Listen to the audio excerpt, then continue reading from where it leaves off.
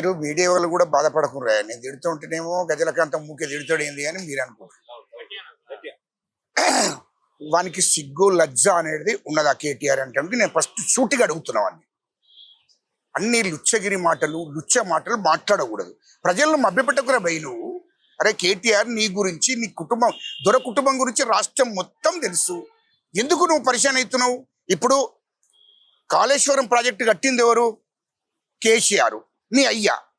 అంటే దాంట్లో 35 కోట్ల అంచనున్నటువంటి కాళేశ్వరం ప్రాజెక్టును 1,50,000 కోట్లకు పెంచింది కేసీఆర్. 1,00,000 కోట్లు దోపిడీ చేసింది కేసీఆర్. కాళేశ్వరం ప్రాజెక్టు కట్టిందే మీరు కదా.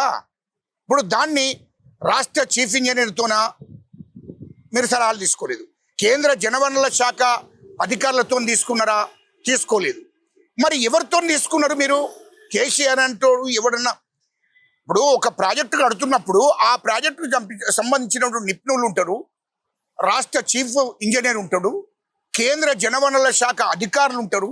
వీళ్ళందరితోని సంప్రదింపులు చేసినాక ఒక ప్రాజెక్టును మొదలు పెడతారు. దానికి సంబంధించిన అధికారులను, నీటిపారుదల శాఖకు సంబంధించిన అధికారులను కూడా సంప్రదించినాక వాళ్ళతోని అన్ని విషయాలు మాట్లాడిన తర్వాత వాళ్ళు ఇచ్చిన రిపోర్ట్ ప్రకారము, వాళ్ళు ఇచ్చినటువంటి మ్యాప్ ప్రకారము ఒక ప్రాజెక్టును కడతారు. నువ్వు వీళ్ళందరి సలహాలను తీసుకున్నావా?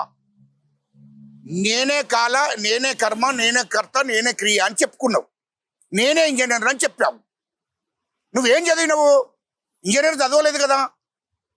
ఎవరు చేయవలసిన పని వాళ్ళు చేయాలి కదా. అది చెయ్యకుండా కాళేశ్వరం ప్రాజెక్టు కట్టింది కేసీఆర్ అంటే మీ అయ్యా. కేటీఆర్ నీకే చెప్తున్నా, మీ అయ్య కట్టిండు. మొత్తం ప్రాజెక్టు కట్టి 3 ఏళ్లలో కూలిపోయింది. 3 ఏళ్లలో దేశంలో కాంగ్రెస్ ప్రభుత్వము, కాంగ్రెస్ పార్టీ, కాంగ్రెస్ ప్రభుత్వం ఈ దేశంలో నెహ్రూ కాన్నుంచి మొదలుకుంటే ఇప్పటిదాకా అనేక ప్రాజెక్టులు కట్టింది దేశంలో. ఎక్కడన్నా ఒక ప్రాజెక్టు కూలిపోయిందా? నెంబర్ 1. నెంబర్ 2, నిజాం కట్టిన ప్రాజెక్టులు కూడా ఉన్నాయి. నిజాం పరిపాలన, నిజాం చేసినప్పుడు కట్టిన ప్రాజెక్టులు కూడా ఉన్నాయి. ఏదైనా ఒక్కటి కూలిపోయిందా? కూలిపోలేదే. 3 ఏళ్లలో కేసీఆర్ ముఖ్యమంత్రి ఉన్నప్పుడు కట్టిన ప్రాజెక్టే మళ్ళీ కేసీఆర్ ముఖ్యమంత్రి ఉన్నప్పుడే అది కూలిపోయింది. అప్పుడే కూలిపోయింది కదా. దానికి ప్రజలకు మీరు జవాబు చెప్పండి. అంటే నాణ్యత లేనటువంటి కట్టడాలు కట్టిర్రు, ఆ ప్రాజెక్టు కరెక్ట్ కాదు అనేది నేనంటలేనిది. ఇది అక్కడ ఎవరు? కేంద్ర జనవనరుల శాఖ అధికారులు, అదేవిధంగా నేషనల్ డ్యామ్ సేఫ్టీ అథారిటీ అధికారులు చెప్పారు ఇది కరెక్ట్ కాదు. రాష్ట్రంలో ఉన్నటువంటి చీఫ్ ఇంజనీర్ కూడా చెప్పాడు ఇది కరెక్ట్ కాదు. ఇంతమంది చెప్పంగా వీళ్ళ ఆలోచనలు మనం పరిగణలోకి తీసుకోవాలి కదా. రాష్ట్రంలో ఉన్న నిపుణులు కూడా చెప్పారు ఇది కరెక్ట్ కాదు ప్రాజెక్టు అని చెప్పారు. మరి అన్నప్పుడు మీరు వాళ్ళను, కాంగ్రెస్ ప్రభుత్వము వాళ్ళందరితో సంప్రదింపులు జరిపినాకనే ఒక నిర్ణయం తీసుకున్నది. ఏమని చెప్పింది? కన్నపల్లి పంప్ హౌస్ను దాన్ని నీళ్లు నింపకూడదు. ఒకవేళ కన్నపల్లి పంప్ హౌస్ గిట్ట నింపితే అన్నారం, సుందిల్లా మొత్తం కొట్టుకపోతుంది. ఆ బ్యారేజ్లన్నీ కొట్టుకపోతాయి. 44 గ్రామాలు కొట్టుకపోతాయి. అదేవిధంగా భద్రాచలం దేవాలయము మునిగిపోతుంది అని ఎవరు చెప్పారో ఇది కేంద్ర జనవనరుల శాఖ అధికారులు, అదేవిధంగా నేషనల్ డ్యామ్ సేఫ్టీ అథారిటీ వాళ్ళు చెప్పడం జరిగింది. మేము పర్మిషన్ ఇయ్యము, ఈ బ్యారేజీలు నింపడానికి పర్మిషన్ ఇయ్యము.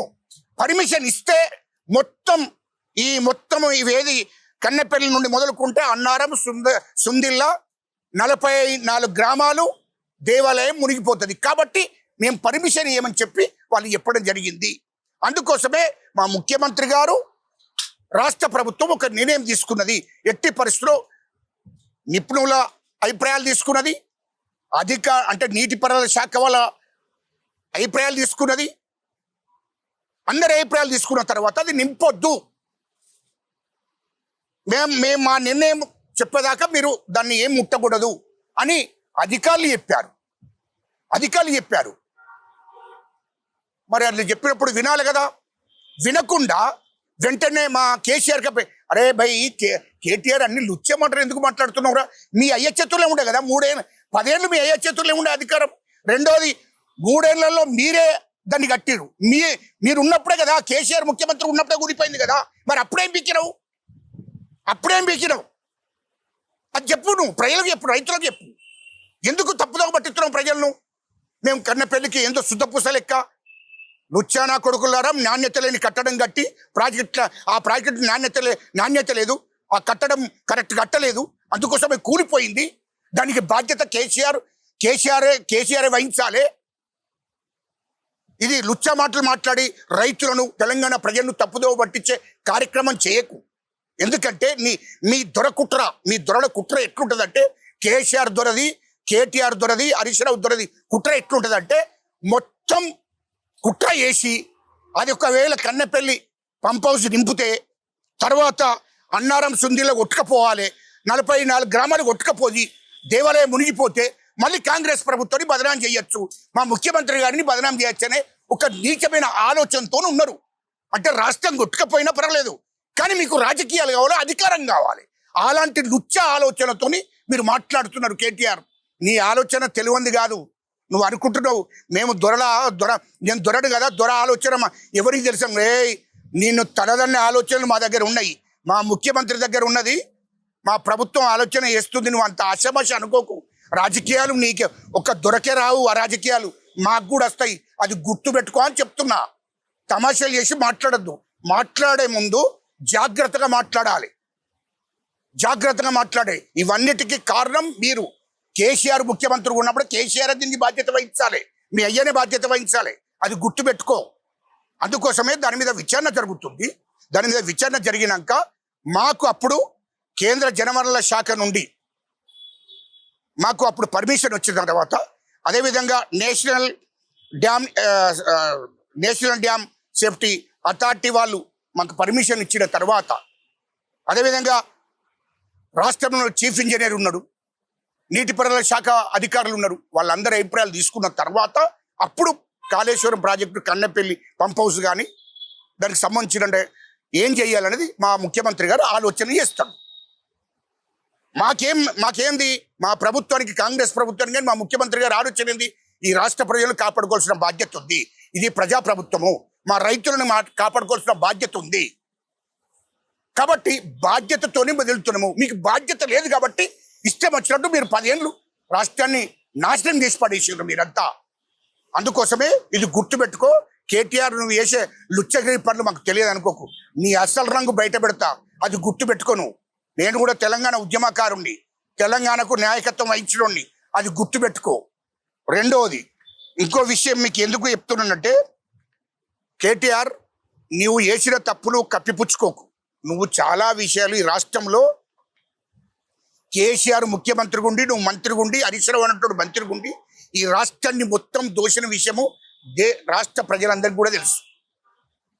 3 లక్షల కోట్లు దోషిండ్రు. ఇది వాస్తవం కాదా? హైదరాబాద్ చుట్టూ 30,000 ఎకరాల భూములను కబ్జా పెట్టిండ్రు మీ బీనాం పేర్ల మీద. ఇది వాస్తవం కాదా? చెప్పండి. మీకు ఎక్కడి నుండి వచ్చింది ఈ భూములన్నీ? షాద్నగర్ నుంచి మొదలుకుంటే హైదరాబాద్ చుట్టూ ఒక షాద్నగర్లో 1200 ఎకరాల భూమి ఉన్నది మీకు బీనాం పేర్ల మీద. హైదరాబాద్ చుట్టూ మొత్తం 30,000 ఎకరాల భూమి మీ కేసీఆర్ బీనాం, కేటీఆర్ బీనాం, హరీష్ రావు బీనాం. ఇది వాస్తవమే కదా? అంటే ఈ రాష్ట్రాన్ని మొత్తం 10 ఏళ్లలో దోషేసిండ్రు. మీ చరిత్ర ఎంత తెలివంది కాదు. ఏంది మీ చరిత్ర? ఏదో అంటాడు కేటీఆర్, మా చరిత్ర ఏం చరిత్ర మీది? మాకు సరే చెప్పండి, నేను చెప్పండి. మీ చరిత్ర ఏందో మాకు తెలియదా? ఏం చరిత్ర? కేసీఆర్తో పోల్చొద్దు. ఈ రేవంత్ రెడ్డిని ఈ ముఖ్యమంత్రిని మా కేసీఆర్ ఎక్కడా, రేవంత్ రెడ్డి ఎక్కడ, రాహుల్ గాంధీతో పోల్చాలని చెప్తావు. అరే లుచ్చానా కొడుక, రాహుల్ గాంధీకి భూమికి ఆకాశానికి ఎంత తేడు ఉన్నదో అంత తేడు ఉంటుంది నీ అయ్యకున్న రాహుల్ గాంధీ గారికి. ఏంటిరే రాహుల్ గాంధీతో పోల్చుకునే ఆ స్థాయి ఆమెది? రాహుల్ గాంధీ గోటికి కూడా సరిపోరు. రాహుల్ గాంధీ కుటుంబము ఈ దేశాని కోసం త్యాగం చేసింది. ఈ దేశానికి స్వతంత్రం తీసుకొచ్చిన కుటుంబం రాహుల్ గాంధీ కుటుంబము. ఈ దేశాన్ని ఈ దేశ ప్రజల కోసం కుటుంబమే త్యాగం చేసిండ్రు. ఈ దేశానికి స్వతంత్రం తీసుకొచ్చారు. ఈ దేశం కోసం ప్రాణత్యాగాలు చేసిన కుటుంబం అది. అంటే నెహ్రూ కాడ నుండి మొదలుకుంటే ఇందిరాగాంధీ ఈ దేశం కోసం ప్రాణత్యాగం చేసింది ఇందిరమ్మ. రాజీవ్ గాంధీ గారు ఈ దేశం కోసం ప్రాణత్యాగం చేశాడు. ఈ దేశంలో రాహుల్ గాంధీ కుటుంబం కేటీఆర్ అరే లుచ్చానా కొడుక నేను చెప్తున్నా విను. రాహుల్ గాంధీ గారి కుటుంబం ఈ దేశంలో ప్రధానమంత్రులు చేసిండ్రు. బీసీలను ప్రధానమంత్రులు చేసిండ్రు. మన్మోహన్ సింగ్ను దేశ ప్రధానమంత్రి చేసింది. కాంగ్రెస్ పార్టీకి ఒక ఎస్సీని జాతీయ అధ్యక్షుని చేసింది. ఒక బీసీని ఈ జాతీయ అధ్యక్షుని చేసింది కాంగ్రెస్ పార్టీ. ఈ దేశంలో మొత్తం అధికారంలో ఎస్సీలకు, ఎస్టీలకు, బీసీలకు, ఆదివాసులకు భాగస్వామ్యం చేసింది. మీరు ఇక్కడ చేసిండ్రా భయ్? మీరేమన్నా ముఖ్యమంత్రి చేసినారా? మీ అయ్యా ఏమన్నా ఎస్సీని ముఖ్యమంత్రి చేసిండ్రా? దళితుని ముఖ్యమంత్రి చేసిండ్రా? బీసీని ముఖ్యమంత్రి చేసిండ్రా? లేకుంటే మీ బీఆర్ఎస్ పార్టీ కనీసం పార్టీ అధ్యక్షుని చేసిండ్రా? పార్టీ వర్కింగ్ బ్రెయిన్ అరే ఎక్కడ భయ్ మీరు ఏం త్యాగం చేశారని మాట్లాడుతున్నారు? పార్టీ పుట్టిన కాన్సర్ కేసీఆర్ పార్టీ అధ్యక్షుడు మీ పార్టీకి. నువ్వు వర్కింగ్ బ్రెయిన్. శాసనపక్ష నాయకుడు కేసీఆర్, ఉపనాయకుడు హరీష్ రావు. ఇంకెక్కడిదిరా భయ్? నాకు అర్థం కాలేదు. మొత్తం నీ కుటుంబమే కాదురా భయ్. మీరేం త్యాగం? మీకు చరిత్ర అంటున్నావు. రాహుల్ గాంధీతో పోల్చుకున్నటువంటి స్థాయి మీద కాదురా భయ్. కేటీఆర్ బాగా ఏందో స్థాయి గురించి మీ స్థాయి గురించి చెప్పన్నారా? కేటీఆర్ మీ స్థాయి గురించి చెప్పన్నా? కేసీఆర్ అంటోడు టీడీపీ పార్టీలో ఉండే, తెలుగుదేశం పార్టీలో ఉండే. ఆయన మొదలు కాంగ్రెస్ పార్టీ, తర్వాత టీఆర్ఎస్ ఏదో తెలుగుదేశం పార్టీలో ఉండే. తెలుగుదేశం పార్టీ ఎన్టీ రామారావు రాజకీయ భిక్ష పెట్టిండు. చంద్రబాబు నాయుడు గారు రాజకీయ భిక్ష పెట్టిండు కేసీఆర్. ఇక తర్వాత చరిత్ర అంటే మీ అయ్యా మధ్యాహ్నం మొదలు పెడితే కేసీఆర్ రాత్రి 12 దాకా తాగుతాడు. ఇది మీ చరిత్రకు మా రేవంత్ రెడ్డి గారితో కేసీఆర్ అసలు కేసీఆర్ ఆ స్థాయి కూడా కాదు. మా రేవంత్ రెడ్డి గారి స్థాయి కూడా కాదు. ఎందుకు అంటే 12 గంటల నుంచి రాత్రి 12 గంటల దాకా తాగుతాడు. ఇది మీ అయ్య చరిత్ర. రెండవది 50 ఏళ్ళ కిందటే మీ అయ్య కేసీఆర్ అంటోడు దుబాయ్ పంపిస్తానే ఎస్సీ బిడ్డలను, ఎస్టీ బిడ్డలను, బీసీ బిడ్డలందరినీ కూడా అప్పుడే 50 ఏళ్ళ కిందట కూలీనాలు చేసుకున్నటువంటి వాళ్ళను నేను దుబాయ్ పంపిస్తాను. ఒక్కొక్క దగ్గర 5,000, 10,000 తీసుకొని 100 మందిని మోసం చేసిండు. వీళ్ళని తప్పించుకొని ఢిల్లీకి పోయి ఢిల్లీలో తలదాచుకున్నాడు కేసీఆర్. ఇది వాస్తవం కాదా? ఇది మీ అయ్యే చరిత్ర. తర్వాత 2001లో టీడీపీ నుంచి బయటికి వెళ్ళి తెలంగాణ సెంటిమెంట్ మీదకి వెళ్ళి టీఆర్ఎస్ పార్టీని పెట్టుకున్నాడు. తెలంగాణ సెంటిమెంట్ని అడ్డం పెట్టుకుని ఏంటంటే మీ దొర ఏమైనా ఆలోచించిందంటే ఈ రాష్ట్రంలో రెడ్డు పరిపాలించారు, కమ్మలు పరిపాలిస్తున్నారు, మేము దొరలను ఎందుకు పరిపాలించకూడదని ఒక చెడ్డ ఆలోచన చేసి తెలంగాణ సెంటిమెంట్ని అడ్డం పెట్టుకుని, తెలంగాణ సెంటిమెంట్ గిట్ట లేకపోతే ఈ దొరలు ఈ రాజ్యానికి, ఈ రాష్ట్రంలో ఎవడు ఎన్నుకోడు, ఎవడు మిమ్మల్ని అధికారులకు రానియపోతుండే. కానీ తెలంగాణ సెంటిమెంట్ని అడ్డం పెట్టుకొని మీరు తెలంగాణ ఉద్యమానికి నాయకుడు కాదు, ఎవరో జర్నలిస్టులు అంటారు, మీడియా వాళ్ళు అంటారు. కొంచెం ఆలోచన వేసి మాట్లాడండి. ఎందుకంటే నేను మాట్లాడు బాగుండదు. కేసీఆర్ అనేటోడు టీఆర్ఎస్ పార్టీకి మాత్రమే అధ్యక్షుడు. తెలంగాణ రాష్ట్రానికి కాదు, తెలంగాణ ప్రజలకు కాదు, తెలంగాణ ఉద్యమానికి కాదు. అది ఎవడన్నాడు చెప్పందుకొని కొట్టారు జాతిపిత అన్న గాడి కొడుకు. ఎవడంటే వాడిని చెప్పు పట్టు కొడతారు. అది మీ మీడియా ద్వారా చెప్తున్నారు దయచేసి. ఎందుకంటే మీరు కూడా ఆలోచన వేయండి. వాడు ఎవరికే జాతిపిత, అరే జాతిపిత అని చెప్తున్నా కదా. మధ్యాహ్నం 12 నుంచి రాత్రి 12 దాకా తాగేవాడు కూడా జాతిపిత అవుతాడావే? అవునే, టీఆర్ఎస్ పార్టీ అధ్యక్షుడు. టీఆర్ఎస్ పార్టీకి జాతిపిత అనుకోండి, తెలంగాణ ప్రజలకు జాతిపిత కాదు. ఎందుకంటే తెలంగాణ ఉద్యమంలో నేను కీలక పాత్ర వహించాను. ఉస్మానియా యూనివర్సిటీ పెరబర్తిరావు రాజీనామా యాదవ్ అనేటోడు కీలక పాత్ర వహించాడు.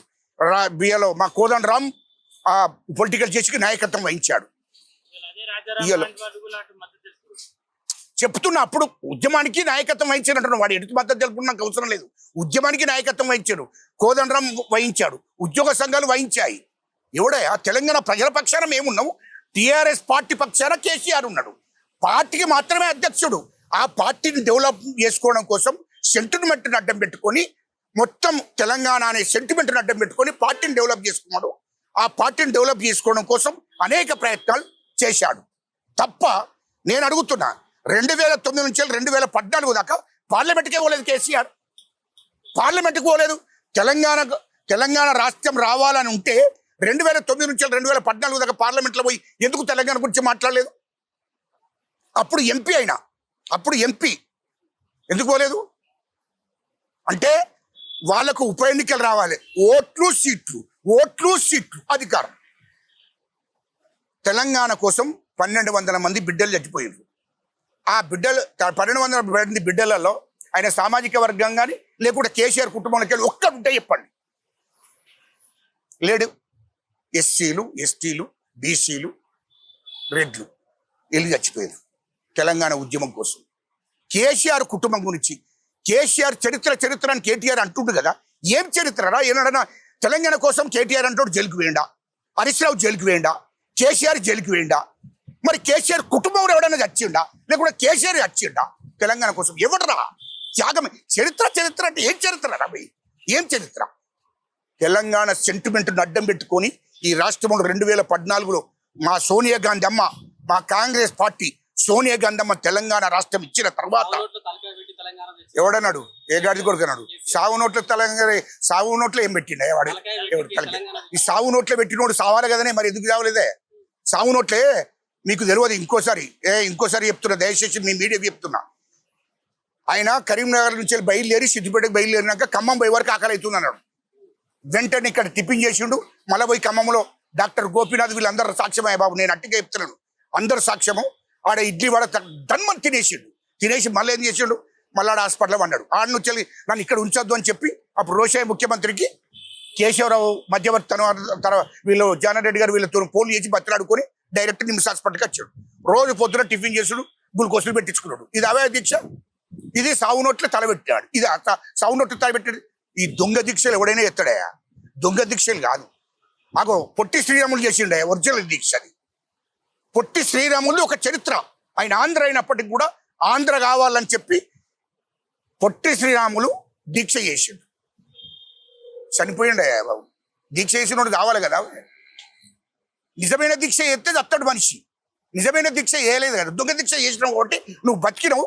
నువ్వు రాజకీయ అధికారానికి రావాలని చూసినావు అంతే తప్ప నువ్వు నిజమైన దీక్ష తెలంగాణ కోసం చేయలేనా? తెలంగాణ కోసం చెప్తే ప్రాణత్యాగం చేస్తుండే. అంటే ఎందుకు చెప్తున్నంటే, ప్రాణత్యాగం అంటే నువ్వు దీక్ష చేస్తుడు ఆ 8 రోజులు చేసినా అప్పుడే కనపడుతుంది. కానీ దొంగ దీక్ష పట్టిండు. దాని గురించి నేను దాని గురించి ఎక్కువ మాట్లాడదు. ఒకటి. రెండవది, ఇంకా చరిత్ర ఏంది? 2014లో సెంటిమెంట్ని అడ్డం పెట్టుకున్నాడు. ఆ సెంటిమెంట్ అడ్డం పెట్టుకొని ప్రజలు నమ్మిరు, ఓట్లేసడానికి ఏం చేసిండు? 10 ఏళ్ళు దోషించిండు. 10 ఏళ్ళు బీసీలను అణిసివేసిండు, దళితులను అణిసివేసిండు, మైనార్టీలను అణిసివేసిండు, ఎస్టీలను అణిసివేసిండు, తెలంగాణ ఉద్యమకాలను అణిసివేసిండు, నిర్బంధం పెంచిండు, స్వేచ్ఛ లేకుండా చేసిండు, రాచరిక పరిపాలన చేసిండు. ఆనాడు రజాకారులు కదా ఏ విధంగానైతే తెలంగాణ రాష్ట్రంలో చేసిండ్రో అదే విధంగా కేసీఆర్ చేసిండు. తెలంగాణ ఉద్యమకాల మీద ఉక్కుపాదం పోపి అరెస్ట్ చేసి పడదింగిండు. అరే మీ ఛానల్ రఘును తీసుకుపోయి లోపడేసిండు కదా. తిరుమల మీద 100 కేసులు పెట్టిరాయి బాబు. మీరు అది మర్చిపోకపోతే సరిపోతుంది. మీరు అర్థమైంది? మీరు కోదండరామని తీసుకుపోయి అరెస్ట్ చేసిండు, మందకృష్ణ మాదిగని జైల్లో పెట్టిండు. అరే ఇప్పుడున్న TV9 రవిప్రకాష్ని తీసుకుపోయి మొత్తం కేసులు పెట్టి TV9లకి వెళ్ళి ఎల్లగొట్టి ఆయనను కేసులు పెట్టి లోపడేపించిండు.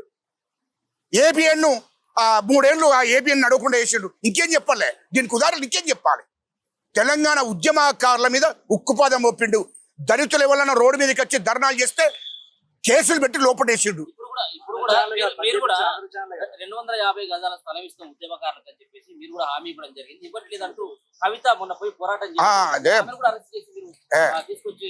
నిజమేనా బాంచన్? మీరు మస్తు నీతులు చెప్తారా? కవితక్క చెప్తుంది, మీరు కూడా మంచిగానే చెప్తున్నారు. కానీ ఇక దయచేసి నేను మొత్తం మాట్లాడడానికి ఏకుండ్రి. ఎందుకంటే మీరు మీడియా ద్వారానే మాట్లాడుతున్నారు. నేను మొత్తం ఇప్పితే చాలా ప్రాబ్లం అవుతుంది. అంటే ఒకటి ఇప్పుడు నేను మాట్లాడడానికి మొత్తం అదే చెప్తున్నా.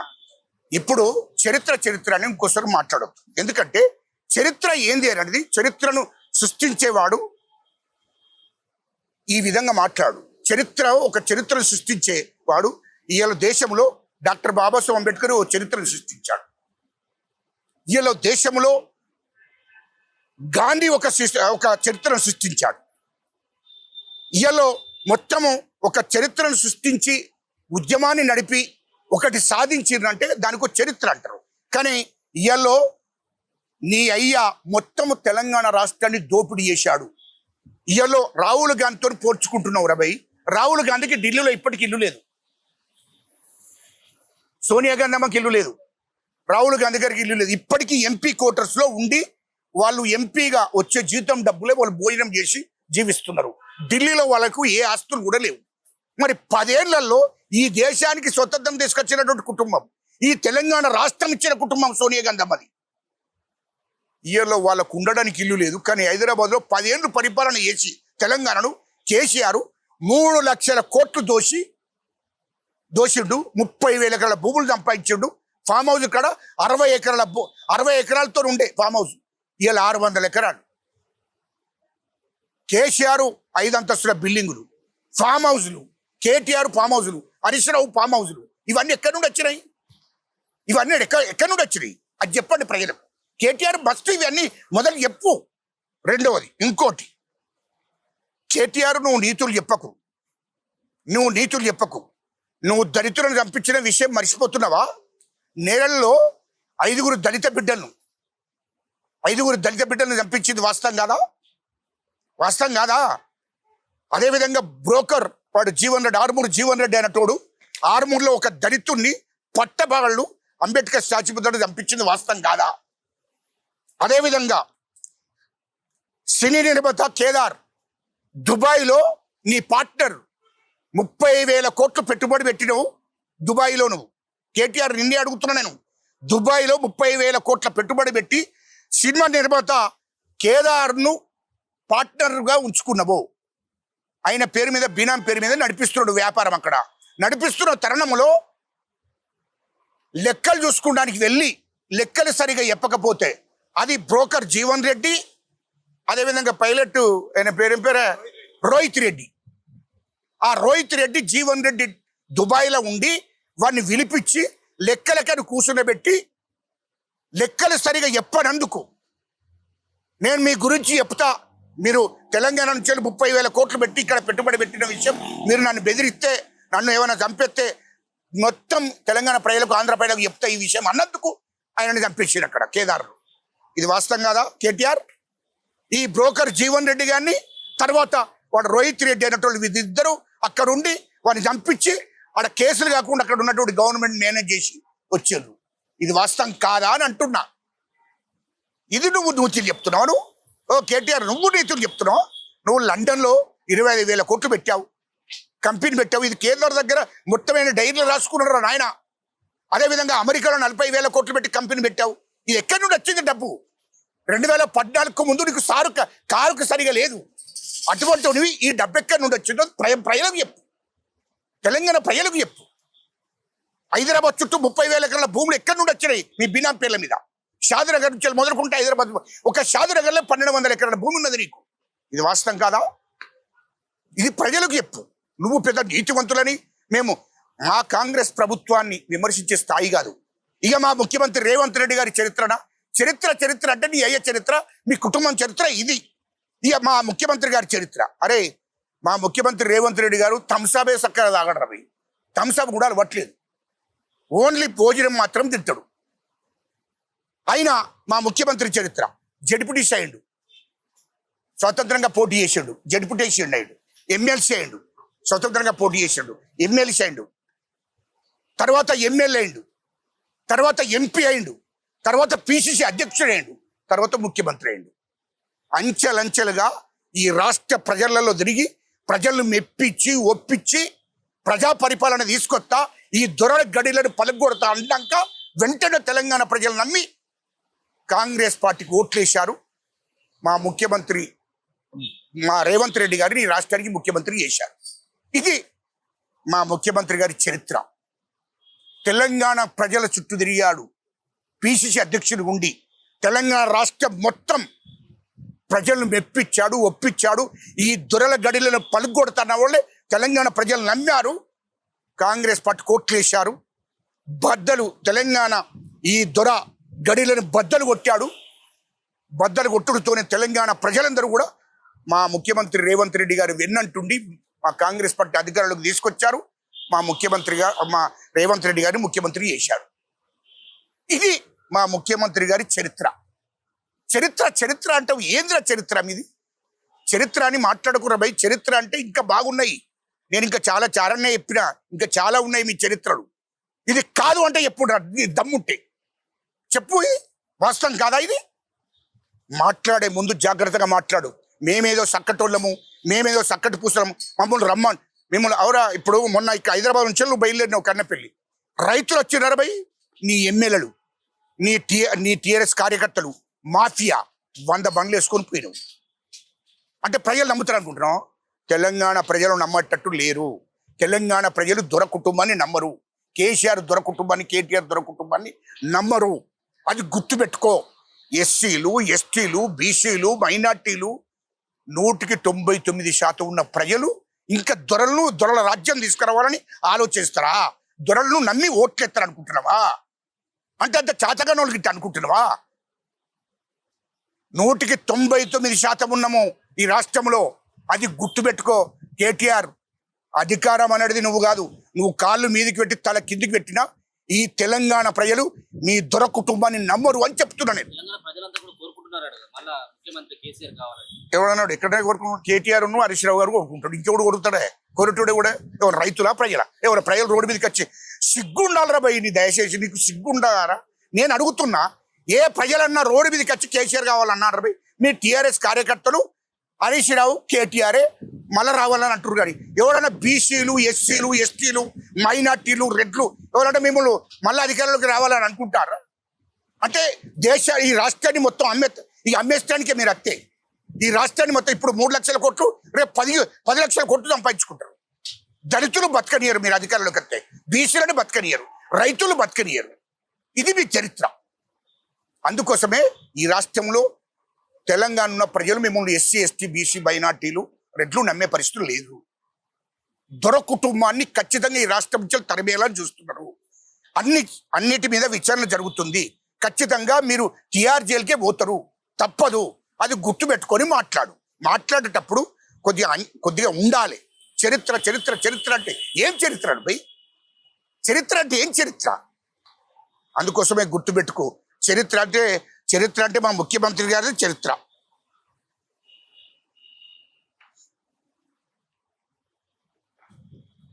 అంటే మా ముఖ్యమంత్రి గారిది చరిత్ర. అది గుర్తుపెట్టుకో. ఎందుకంటే చరిత్ర గురించి నువ్వు చెప్తున్నావా? అందుకోసమే తెలంగాణ ప్రజలు అన్ని ఆలోచిస్తున్నారు. ఇక నెక్స్ట్ బీఆర్ఎస్ కాలైతుంది. తొందరపడకు కేటీఆర్. కాలైపోతుంది. ఎవరు ఉండే పరిస్థితులు లేరు. మీరు దాన్ని కాపాడుకోవాలని అనేక ప్రయత్నాలు చేస్తున్నారు. కానీ నీకు మరొకసారి చెప్తున్నా, తెలంగాణలో దళితులు కానీ, గిరిజనులు, ఆదివాసులు మీ పార్టీని నమ్మరు, బీసీలు నమ్మరు. ఇది గుర్తుపెట్టుకో. రైతులు అసలే నమ్మరు. ఇది గుర్తుపెట్టుకో. ఎట్టి పరిస్థితుల్లో మీ పార్టీని నమ్మే పరిస్థితి లేదు. దొర కుటుంబాన్ని నమ్మరు అని చెప్తున్నా.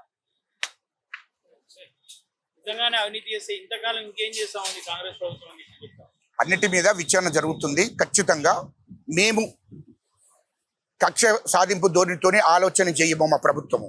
ఒకవేళ కక్ష సాధింపు ధోరణితోని మా ముఖ్యమంత్రి గారు ఆలోచన చేస్తే ఇప్పటి వరకు ఎప్పుడూ అరెస్ట్ చేస్తుండే.